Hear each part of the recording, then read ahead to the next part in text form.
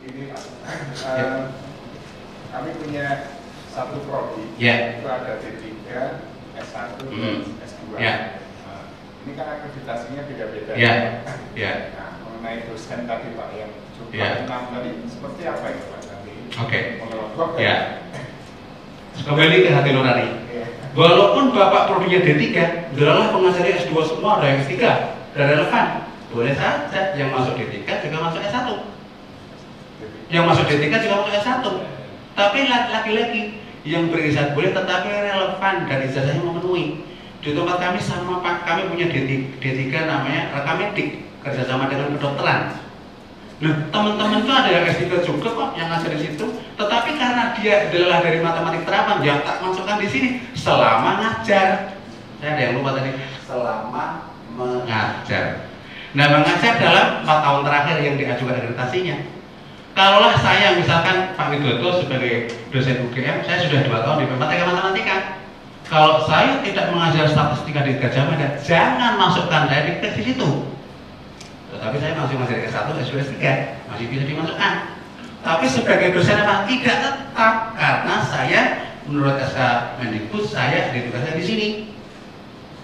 Nah, tetapi kalau seandainya saya masih ngajar di sana pun, saya masih ngajar di sana, saya tidak di matematika, saya di Gajah Mada.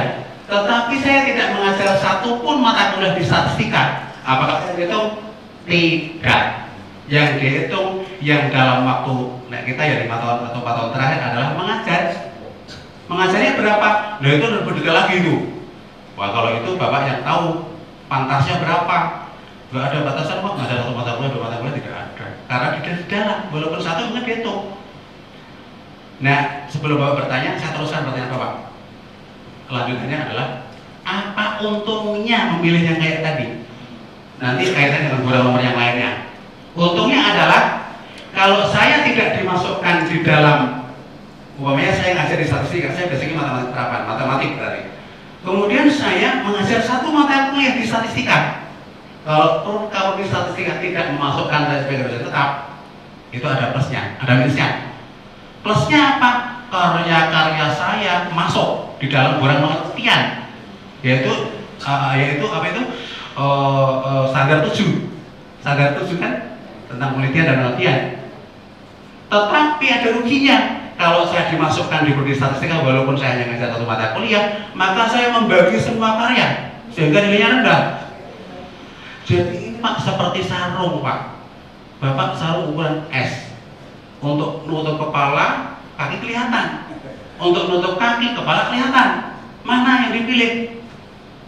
Nah, justifikasinya Bapak semua. Tetapi asesor akan ngecek kalau memang dia di jurusan matematika ngajar satu mata kuliah dimasukkan, itu akan ngecek. Karena berakibat pada load. Nanti load yang bagus kan antara 8 sampai 13. Itu masuk load juga nantinya. Sehingga pertanyaan Bapak tadi saya lanjutkan tadi sebelum Bapak bertanya. Pasti akan bertanya gitu kan nantinya kan? Insyaallah. Nah, sehingga itu akan menjadi lebih ya, efisien dan efektif. Itu 2 tadi Pak, plus min. Yang lain? Ya, maksudnya? Terima kasih Pak. Yang ingin ditanyakan itu, Ya. apakah ada kaitannya antara expert yaitu dengan asesor? Ya. Karena dalam keadaan sekarang ini, terutama PPS ini Pak sangat riskan. Ya. Karena aturan misalkan yang punya NPTK tidak boleh merangkap pengadilan, akan dilegal. Ya. Kemudian yang PNS juga hilang. Yang usia 70 tahun berbesar juga di SB-nya itu hilang. Ya. Sehingga kadang-kadang di dalam SB-nya itu kurang dari 6 yang ditentukan, sedangkan dimasukkan pun untuk upload itu hanya Januari, Februari atau Agustus, September begitu. Ya. Ada kaitannya tidak Pak itu antara? Ada. Jadi setiap saya dulu akreditasi yang ada ini ya, itu saya sering diprintkan satu lembar tentang hasil abstrak. Saya ngeceknya sederhana. Yang penting 6 itu ada di dalam daftar itu. Tetapi kalau 6 itu gak ada di daftar, ya dicoret, pasti dicoret. Sama asesor ya dicoret, itu berarti tidak. Makanya kalau begitu berarti punya keterbatasan. Jadi inilah batasan dari sebuah PTS, tidak boleh membuka prodi seluas-luasnya asal kalau dosennya terbatas.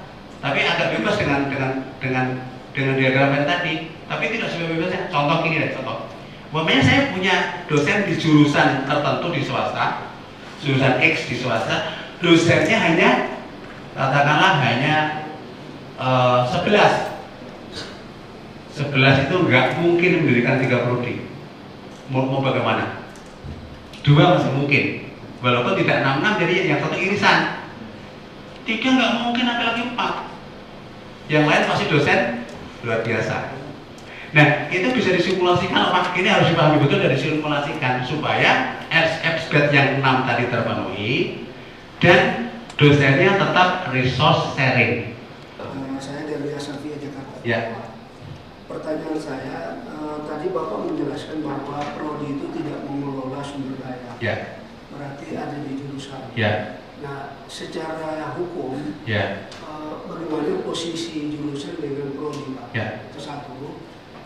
Kalau hari ini misalnya kita punya satu prodi dalam satu jurusan, Ya. lalu besok lusa kita membuat prodi baru di bawah jurusan itu, Ya. apakah kita juga harus minta izin untuk operasional atau sudah otomatis dengan jurusan yang sudah ada? Ya. Terima kasih. Baik. Kalau satu jurusan ada satu prodi, lebih baik ketua jurusan adalah ketua prodi. Jangan orang yang lain. Dia bisa berfungsi sebagai prodi sebagai jurusan kajur. Oke? Tetapi kalau suatu saat mendirikan prodi lagi, izinnya jangan hanya sampai jurusan, sampai fakultas. Karena yang ada di senat adalah fakultas. Nah, saya tidak mau istilah hukum ya, aturan aja lah. Hukum nanti bapak-bapak yang dari hukum. Secara aturan bahwa kalau prodi itu didirikan, itu kalau di UNSAS yang agak besar ya, itu bahkan sampai ke rektor, Pak.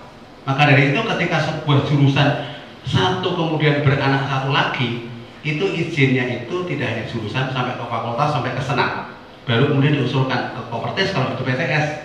Kalau PTN sampai rektor dan Dirjen Dikti. Kalau tidak otonomi, kalau otonom sampai ke rektor dan senat universitas.